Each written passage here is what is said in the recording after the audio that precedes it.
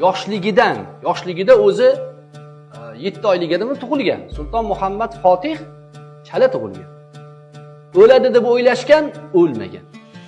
Yashab ketdi. Yashab ketganda atrofdagi muhit buni qalbiga Istanbulni fath qilaman degan g'oyani solib qo'ygan. Bu paytda Istanbul emas, Konstantiniya.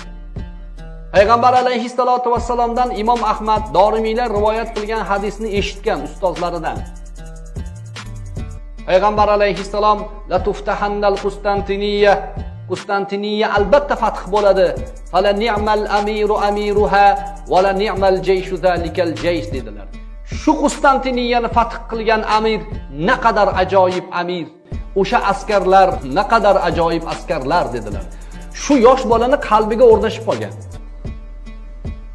Esini tanigandan boshlab yo Konstantiniyani men olaman, yo Konstantiniya meni oladi deb katta bo'lgan. 24 yoshida olgan. 24 yoshli yigit, o'zingizga bir qarab qo'ying. Siz hali xotin ham olamadingiz.